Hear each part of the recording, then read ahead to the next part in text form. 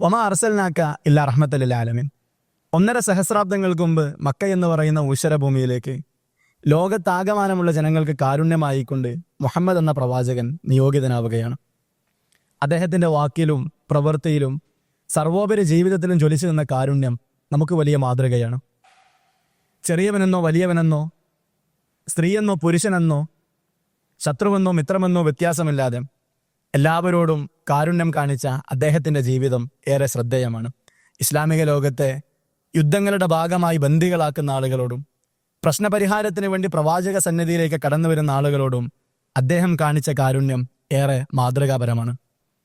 നമ്മുടെ ജീവിതത്തിലെ ചെറിയ ചെറിയ പ്രശ്നങ്ങൾക്ക് പോലും സഹജീവികളായിട്ടുള്ള ആളുകളോട് ദേഷ്യപ്പെടുന്ന, കാർക്കശ്യം വെച്ച് പുലർത്തുന്ന ഒട്ടനേകം തരത്തിലുള്ള ആളുകൾ ദിവ്യകാരുണ്യം ലഭിക്കുക കരുണാമനസ്കർക്കാണ് എന്ന അധ്യാപനത്തെ കൃത്യമായി മനസ്സിലാക്കിക്കൊണ്ട് കാരുണ്യത്തിൻ്റെ പ്രതിരൂപങ്ങളായി മാറാൻ നമുക്ക് കഴിയേണ്ടതുണ്ട്. അതിന് റസൂലുള്ളാഹി സ്വല്ലല്ലാഹു അലൈഹി വസല്ലം നമുക്ക് ഉന്നതമായ മാതൃകയാണ്.